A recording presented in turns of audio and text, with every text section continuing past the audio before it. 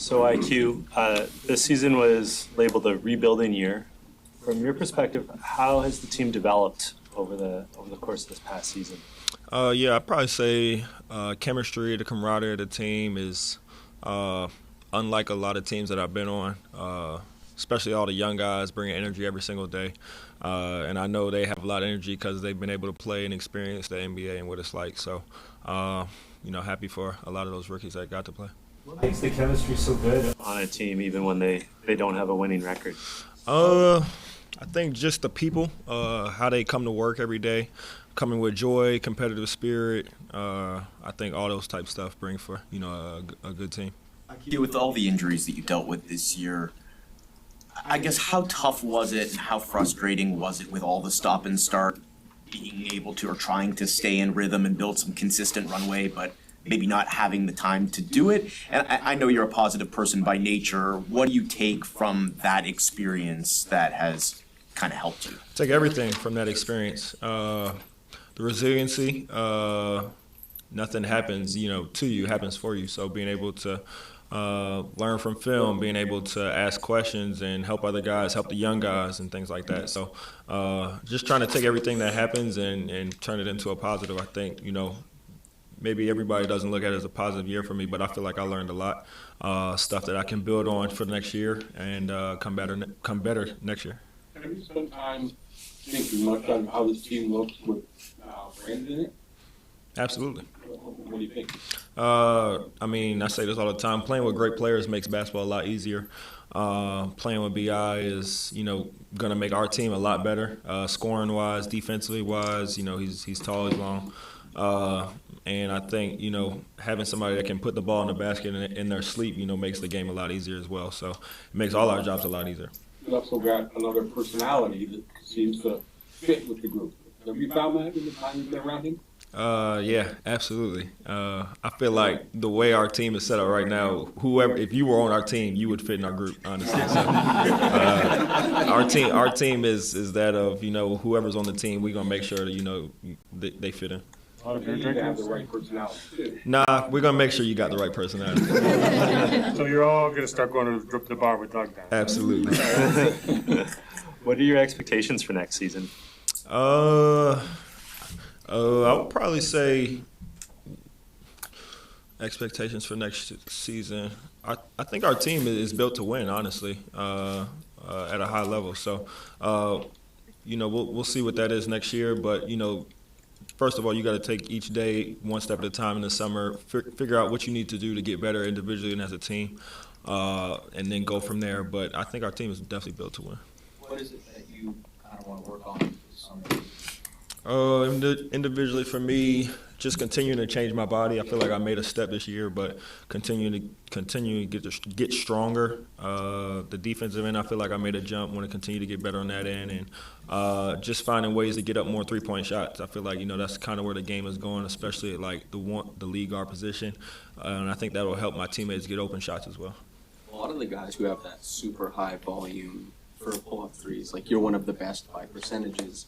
They usually have a lot of lift on the jump shot, or maybe a little bit taller. The smaller guards are usually like Steph Curry, Kyle Lowry here before. A lot of the early pulls, transition pulls, are you looking to integrate more of that into your game? Yeah, I think that's definitely a big part of it, and just almost like flipping my mind to how if we're guarding like Steph Curry or like you say the guards that shoot the pull-up three, the scout is like totally different. Like you have to change everything that you do on defense. So just kind of thinking of it almost like a flip side, how you want to be guarded, how teams are going to guard you. I think teams are definitely going to have to, change up a little bit for, how they're guarding me. What do you think of RJ's season? He had a great year. What impressed you the most? Probably just the efficiency he had. He was I always, like, we all know RJ's a great player, but just the efficiency he's had, the way he was able to get to the rim, the way he was able to find his teammates, he wasn't pressing.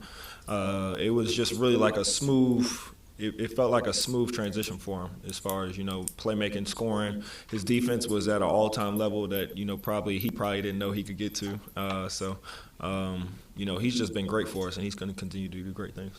Quick, towards the end of the year, there was a lot of resting obviously going on towards the end of the year, but Darko made sure to always have you playing with Jakob a lot. What did you take away from that experience in terms of building that experience of like playing with Yak in that two-man game? It's great. You know, it's, like I said earlier, playing with great players is easy. Yak's another great player. He makes my job easier because he gets you so many easy free assists, and he's always in the right spots, and his push shot is one of the best in the league. So, and then defensively, he covers for a lot of the mistakes that we have on defense. So, you know, it's great playing with Yak. You spent a lot of time with Darko last summer and just went through your first full season with him. What have you learned about him, and what makes him unique as a coach? I think everybody recognizes the personality, the humility, and just being a personable coach, somebody that you can talk to outside of basketball. And that's really where it starts. You know, when you talking about a coach or even players or just trust, you want somebody that, you know, has your back, you know, outside of basketball first. And then, you know, that once you know that, you'll do anything for them on the court. So I think that's one of the things that makes them different.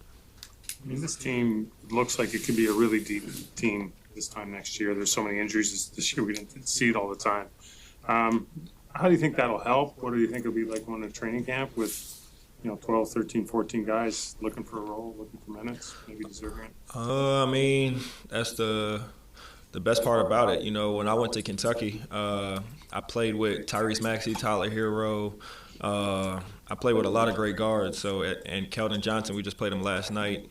So that's the great thing about playing with other great players is you get to compete, you get to learn, and it makes the team overall better. So that's what you want. You want everybody to have joy when they come into work, and you want them to have a competitive spirit. And I think that's what we have in this organization. Darko came in here known for his player development, his ability to get players to trust him and like him. And with presumably raised expectations next year, a lot of focus is going to be on the basketball itself. We've seen some of that, but what makes you confident in him that he not only can be a great coach for you guys to lean on, but, you know, lead you in games and help you guys get to that next level?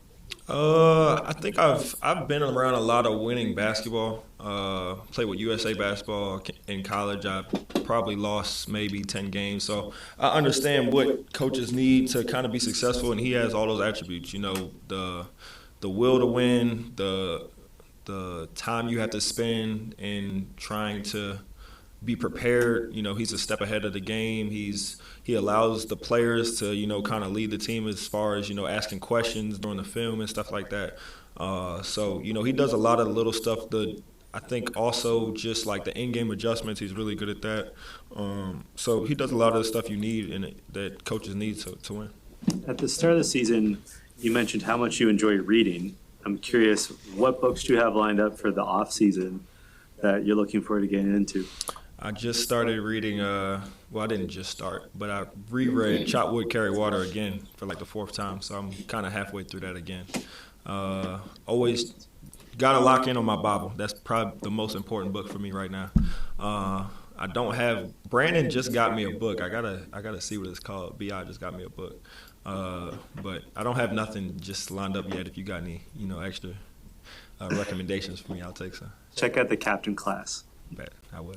You mentioned that you played a lot of high-level basketball, and obviously this season, you know, wasn't a year where the Raptors were competing for a title. How does it affect your off-season plans? Maybe just the way that the season ended, and the fact that you're not, you know, coming off a tough playoff loss or something like that to end the season. I mean, the expectation next year is to be in the playoffs. So you take that into the summer just as much as, you know, losing a playoff game or losing a playoff series.